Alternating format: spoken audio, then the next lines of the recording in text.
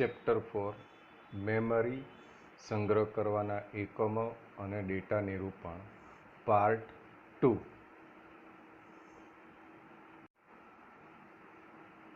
Secondary memory, ગૌણ memory અથવા external memory.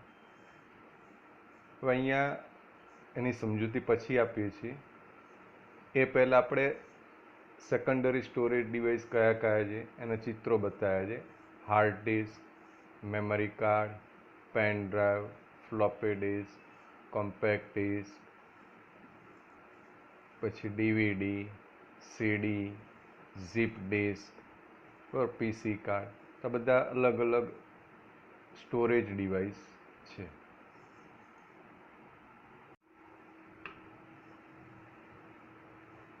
Secondary memory સામાન્ય રીતે પ્રાઇમરી મેમરી મોંઘી હોય છે અને તેની ક્ષમતા મર્યાદિત હોય છે. એ ઉપરાંત તે ડેટા વધારે લાંબા સમય સુધી જાળવી શકતી નથી.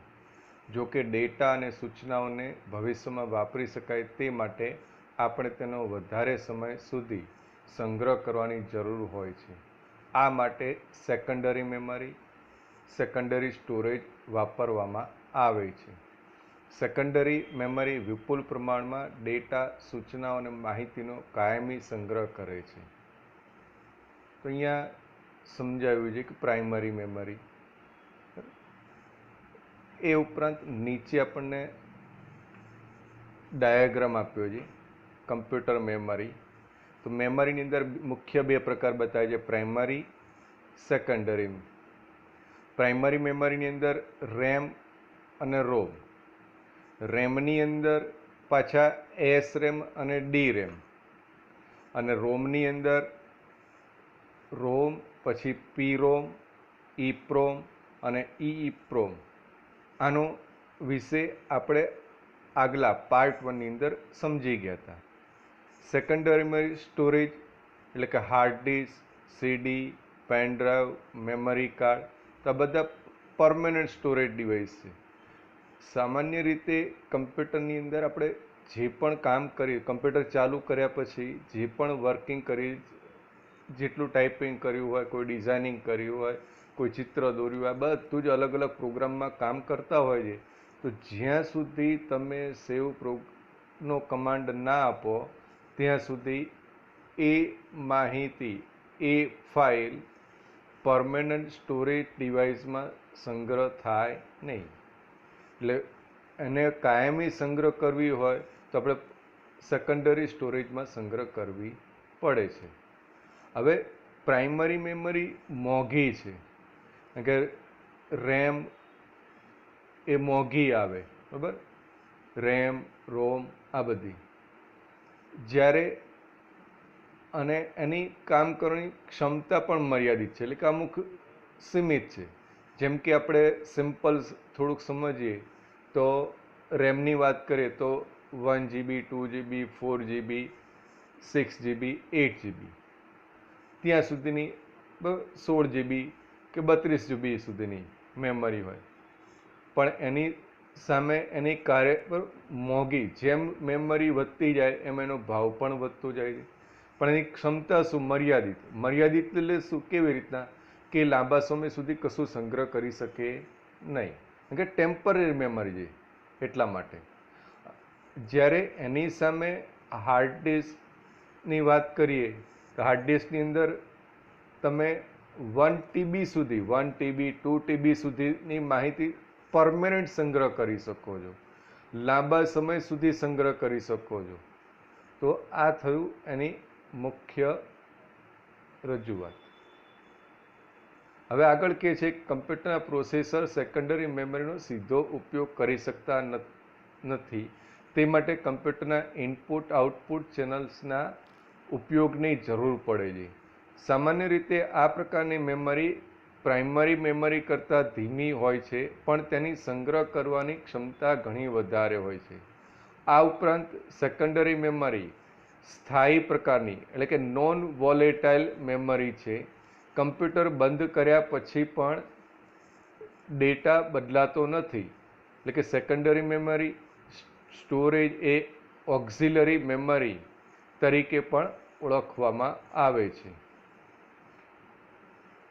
તો આપણે સેકન્ડરી મેમરીની અંદર ડાયરેક્ટ સીધું સેવ ના કરી શકીએ, તો એને કોઈ બી ઇનપુટ આઉટપુટ એટલે કે કેબલ દ્વારા જોડાણ આપવું જ પડે.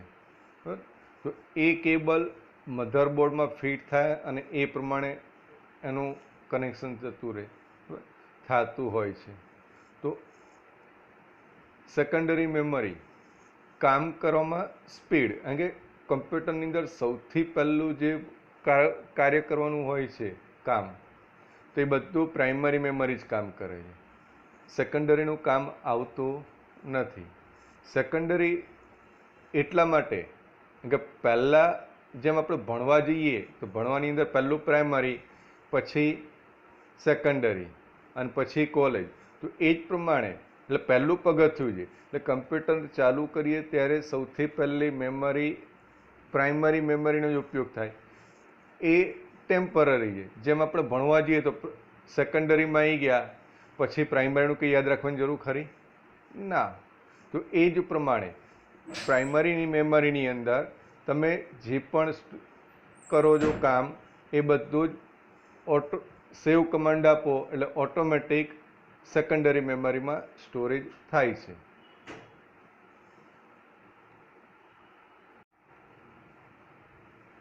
હાર્ડ ડિસ્ક એ ધાતુની એક અથવા વધારે કઠણ તકતીઓ એટલે કે પ્લેટ્સની બનેલી હોય છે. આ તકતીઓ ઉપર મેટલ ઓક્સાઇડના પડનું આવરણ ચડાવેલું હોય છે, જેના કારણે તકતીઓની સપાટી ઉપર ચુંબકીય રીતે ડેટાનો સંગ્રહ કરવાની સગવડ પૂરી પાડે છે. આકૃતિમાં નીચે પણ બે હાર્ડ ડિસ્ક, એક બતાવી છે અને બીજી ખોલીને બતાવી છે, અને 4.5માં હાર્ડ ડિસ્ક આખી ખોલીને એના કયા પાર્ટ્સ એના વિશે બતાવ્યું છે. નામ નિર્દેશનવાળી આકૃતિ છે, એ હમણાં સમજાવીએ છીએ. તકતીઓની ઓક્સાઇડ આવૃત્તિ સપાટી ઉપરના નક્કી કરેલા કણોને ચુંબકીય બનાવીને ડેટા અને સૂચનાઓને અભિલિખિત એટલે કે રેકોર્ડ કરવામાં આવે છે. જ્યાં સુધી ચુંબકીય કણોનું અનુસ્થાન બદલવામાં ન આવે ત્યાં સુધી તેનું ચુંબકીયપણું જાળવી રાખે છે. આથી એક વખત હાર્ડ ડિસ્ક ઉપર માહિતીનો સંગ્રહ કર્યા પછી તે બદલી શકાય છે.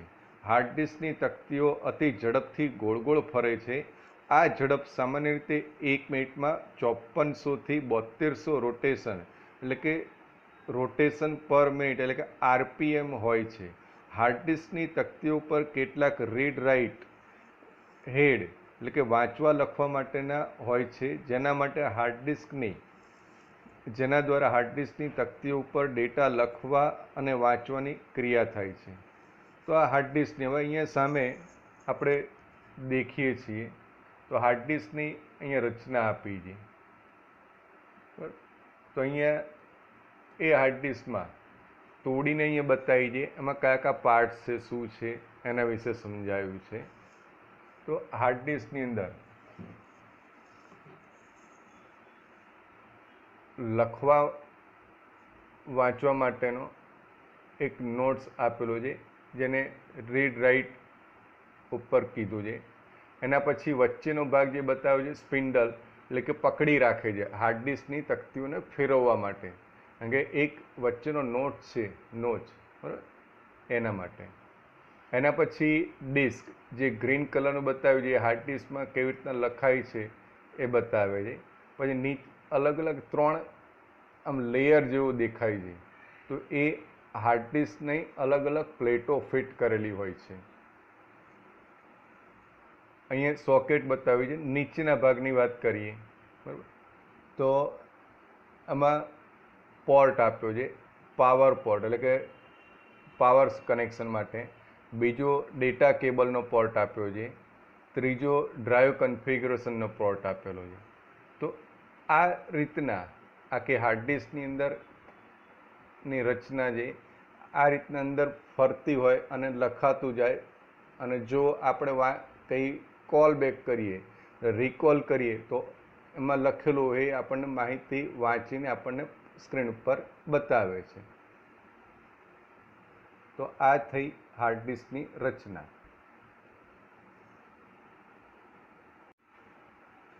હાર્ડ ડિસ્કની અંદર આપણે એની સંગ્રહ કરવાની ક્ષમતા 10 જીબીથી 500 જીબી નહીં, પરંતુ 2 TB સુધીની પણ સંગ્રહ થતી હોય છે.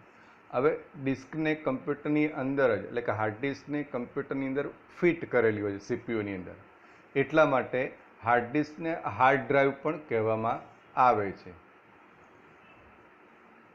હવે અત્યારના અલગ અલગ કમ્પ્યુટરની અંદર તમે લેપટોપમાં ને તે દેખતા હો તો એક્સટર્નલ હાર્ડ ડિસ્ક હોય છે, જેને USB હાર્ડ ડિસ્ક અથવા એક્સ્ટ્રા ડ્રાઈવ પણ કહી શકાય, જે 350 જીબી, 500 જીબી, 1 TB, 2 TBની આવતી હોય છે. Compact disc CD. કોમ્પેક્ટ ડિસ્કને ઓપ્ટિકલ ડિસ્ક પણ કહેવામાં આવે છે. તે સામાન્ય રીતે 4.75 ઇંચ વ્યાસની સપાટ, ગોળ અને સરળતાથી એક જગ્યાએથી બીજી જગ્યાએ લઈ જઈ શકાય, એટલે કે સુવાહ્ય પોર્ટેબલ તે પ્રકારનું સંગ્રહ કરવાનું માધ્યમ છે. તમે સંગીતની ઓડિયો CD જોઈ હશે. શાબ્દિક માહિતી, ગ્રાફિક્સ અને વિડીયો જેવા ડેટા CD ઉપર લખી શકાય છે. સામાન્ય રીતે CDમાં 650 MB ડેટા સંગ્રહ કરવાની ક્ષમતા હોય છે, પરંતુ અહીંયા CDની અંદર 650થી 700 MB સુધીની માહિતી સ્ટોર થતી હોય છે. હાર્ડ ડિસ્ક કરતાં અલગ CD એ ઓપ્ટિકલ સ્ટોરેજ માધ્યમ છે. અહીં લેસર લાઇટના પ્રકાશ વડે સ્ટોરેજ મીડિયમ ઉપર ડેટા લખવામાં, એટલે કે બર્ન કરવામાં આવે છે. ડિસ્કની સપાટી ઉપર પેઇન્ટ્સ એન્ડ લેન્સ ઢબથી ડેટા લખવામાં આવે છે. ઓપ્ટિકલ મીડિયમ એટલે કે પ્રકાશી માધ્યમ ઉપર પિટ્સ કાયમી હોય છે, આથી ડેટામાં ફેરફાર કરી શકાતો નથી. ઓપ્ટિકલ મીડિયા ઘણું ટકાઉ હોય છે, પણ તે ચુંબકીય માધ્યમની જેમ ડેટામાં ફેરફાર કરવાની સગવડતા આપતું નથી. તો આપણે નીચે ડિસ્કના નમૂના આપ્યા છે. એમાં પહેલી CD આપી છે, આખી આપી છે, બીજી અડધી આપી છે, ત્રીજી અને ચોથી, આ પ્રકારની 4 રચના આપી છે CDની આપણે. તો એના વિશે સમજીએ થોડું. તો CDની અંદર આપણે નોર્મલી CDની અંદર કયા કયા પ્રકારના લેયર હોય છે એની વાત કરીએ તો CDની અંદર લેયરની અંદર પહેલો બતાવ્યું છે પ્રોટેક્ટિવ પ્લાસ્ટિક, એના પછી ટ્રાન્સપરન્ટ ફિલ્મ, એના પછી ઓપેક્યુ લેયર, પછી પોલીકાર્બોનેટ, પછી ઓપેક્યુ લેયર, પછી ટ્રાન્સપરન્ટ ફિલ્મ અને ફરીથી પાછું પ્રોટેક્ટિવ પ્લાસ્ટિક. એટલે કે આની વચ્ચે આખી માહિતી અંદર ફિટ થતી હોય છે. હવે એના પછીની આકૃતિની અંદર બતાવ્યું છે કે ભાઈ પહેલું લેયર કે લેબલ, તો આપણે CDની અંદર લેબલ ઉપર આવતું હોય છે અથવા આપણે લખી પણ શકીએ છીએ. પછી પોલીકાર્બોનેટ સબસ્ટ્રેટ એ બતાવ્યું છે. પછી બોન્ડિંગ ગ્લેન્સ બતાવ્યું છે. એના પછી પ્લેટિનિયમ ઓલે રિફ્લેક્ટિવ લેયર બતાવ્યું છે અને એના પછી રેકોર્ડિંગ લેયર બતાવ્યું છે. એના પછી પોલીકાર્બોનેટ સબસ્ટ્રેટ બતાવ્યું છે. તો આ રીતના CDની અંદર થતું હોય છે. હવે CDની અંદર લખાય કઈ રીતના એ બતાવ્યું છે. તો કે આપણે CD ડ્રાઈવની અંદર મૂકીએ એટલે તરત જ CDમાં લેન્સ એ વાંચવાનો પ્રયત્ન કરશે. CDનો લેન્સ વાંચવા અને લખવા બંનેનો. તો આપણે જે પ્રકારની ક્રિયા આપીશું એ પ્રમાણે CDનો લેન્સ ક્રિયા કરશે. તો એની અંદર CDની અંદર પિટ્સ અને લેન્ડની મદદથી આખી ક્રિયા લખવાની અને વાંચવાની ક્રિયા ઘટિત થતી હોય છે.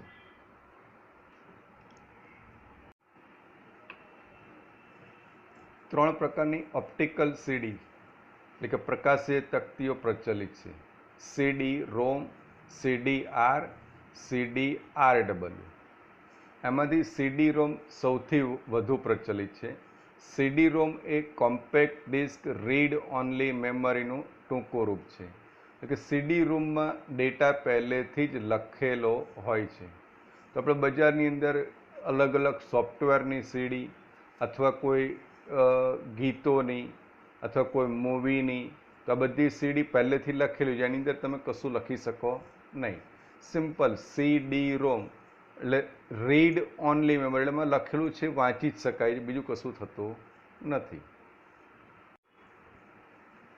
CD રી રેકોર્ડેબલ, ઉપયોગકર્તા ઓપ્ટિકલ ડિસ્ક ઉપર ડેટા લખી શકે છે. ખાસ યુટિલિટી મારફત CD ઉપર એક વખત ડેટા લખ્યા પછી તે અનેક વખત વાંચી શકાય છે. આથી આવી CD write once read many એટલે કે વ્રોમ તરીકે ઓળખાય છે. આ પ્રકારની CD એ CD રેકોર્ડેબલ તરીકે ઓળખાય છે. તો એ નીચે આકૃતિ આપી છે CDની. તો આ પ્રકારની આપણે ખ્યાલ હોય તો બ્લેન્ક CD લાવતા હોય છે બજારમાંથી, અને એ બ્લેન્ક CDની અંદર આપણે કોઈ પિક્ચર છે, કોઈ ડેટા, કોઈ સોફ્ટવેર છે, ગેમ છે કે કોઈ ગીતો છે, આ બધા રેકોર્ડ કરી શકીએ છીએ. એટલે કે એક વખત આ CDની અંદર રેકોર્ડિંગ થઈ જાય, બરાબર, એ પછી ફરીથી એમાં રેકોર્ડિંગ થઈ શકે નહીં. એટલા માટે કહે છે કે write once read many times, એટલે કે એક વખત લખી શકાય પણ વાંચવા માટે અનેક વખત ઉપયોગ કરી શકાય છે.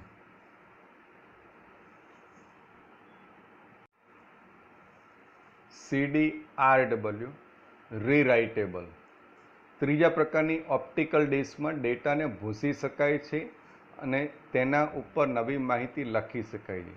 આ પ્રકારની CDને કેટલીક વખત EO એટલે કે ઇરેઝેબલ ઓપ્ટિકલ ડિસ્ક અથવા CD RW એટલે કે CD રીરાઇટેબલ પણ કહેવામાં આવે છે.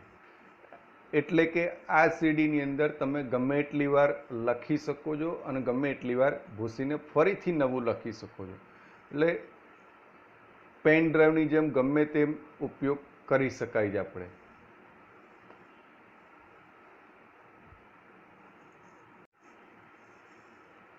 Digital versatile disk, digital versatile disk DVD નામથી પ્રચલિત છે. તે ડેટાના સંગ્રહ માટેનું ઓપ્ટિકલ સ્ટોરેજ માધ્યમ છે. તેમાં ઉચ્ચ ગુણવત્તાવાળા વિડીયો અને ઓડિયોવાળી ફિલ્મનો ડેટા પણ રાખી શકાય છે. DVD અને કોમ્પેક્ટ ડિસ્કના એક સમાન ભૌતિક માપ જોતા સરખી લાગે છે, પરંતુ તેના ઉપર ડેટાનું સાંકેતિકરણ ઉચ્ચ ઘનતા સાથે અલગ રીતે કરવામાં આવે છે. સામાન્ય રીતે DVDની સંગ્રહ ક્ષમતા 4 GB CD કરતાં વધારે હોય છે. તો અહીંયા ડિજિટલ એટલે કે DVDની વાત કરે છે તો નોર્મલ તમે CD અને DVDમાં લેયર અને જે કલરિંગ જે ફેરફાર છે એ પણ તમને ખ્યાલ આવી જાય કે હા આ DVD છે ને આ CD છે. એ ઉપરાંત દેખાવમાં સરખું લાગે થોડુંક, સાઇઝ ને એ પણ એની સંગ્રહ ક્ષમતા અલગ અલગ છે. બીજું, DVDનો ઉપયોગ કરવો હોય તો DVDમાં જ DVD રાઇટરમાં જ ઉપયોગ થઈ શકે અથવા DVD ડ્રાઈવમાં જ ઉપયોગ થઈ શકે. જ્યારે CDનો ઉપયોગ DVD ડ્રાઈવમાં પણ થઈ શકે. પણ હવે DVDની સંગ્રહ ક્ષમતા અહીંયા 4 GBની, પણ અત્યારે હાલ DVDની સંગ્રહ ક્ષમતા 4 GB ઉપરાંત પણ 8 GB, 16 GB, 32 GB સુધીની પણ DVD આવતી હોય છે. જેમ CDની અંદર પણ 3 પ્રકાર છે, CD ROM, CD R અને CD RW. એ જ પ્રમાણે DVDમાં પણ એવી રીતના છે. DVDની અંદર સિમ્પલ એટલે રેડીમેડ, એમાં સોફ્ટવેર, ગીત, પિક્ચર એ બધું એની અંદર તમે ફરીથી કશું લખી શકો નહીં, ફક્ત વાંચી શકાય. એ જ પ્રમાણે DVD R આવે છે તો DVD Rની અંદર પણ તમે એક વાર લખી શકો છો અને પછી અનેક વાર વાંચી શકો છો. એ જ રીતના DVD RW પણ આવે છે, એની અંદર પણ અનેક વાર લખી શકો છો અને ફરીથી ભૂસીને ફરીથી પણ લખી શકો છો.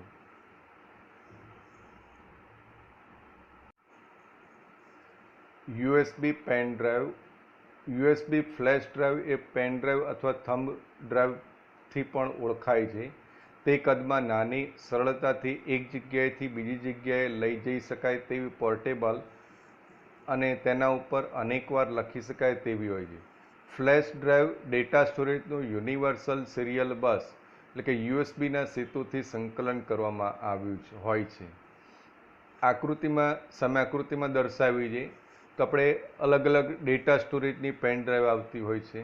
તો 2GB, 4GB, 8GB, 16GB, 32GB, 64GB, 128GB to 56GB.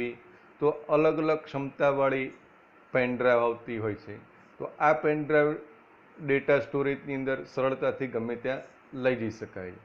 તો આ બધા અલગ અલગ ડિવાઇસની વાત કરી એ સેકન્ડરી સ્ટોરેજ ડિવાઇસની વાત કરી છે.